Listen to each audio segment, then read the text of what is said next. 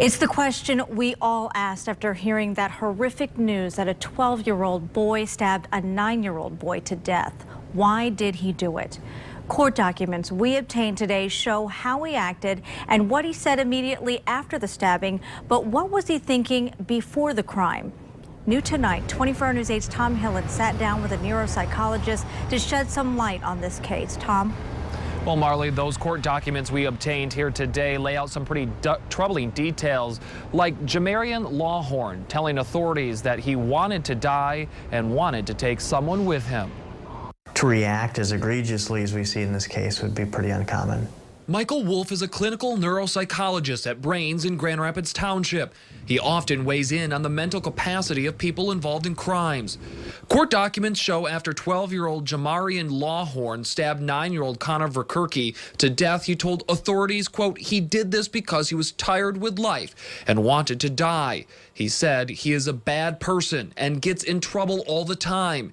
He said that he would get mocked for this at school and get called dumb and black. He was potentially maybe more of a loner and didn't know how to share his emotions, didn't know how to get that out, didn't know how to cope with some of those stressors that he was dealing with.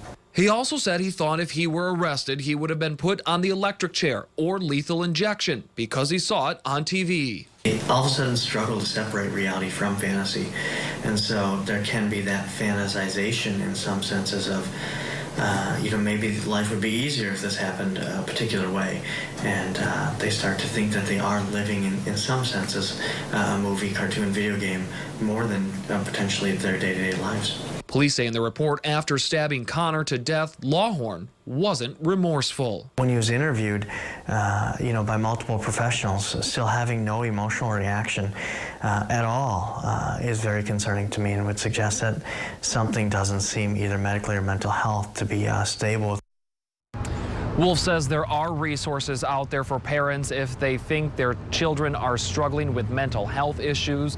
Those areas are places like Network 180 or Forest View Hospital. We have links for both those places inside our story at woodtv.com. As for Lawhorn, he is due back in court on Monday. Marley.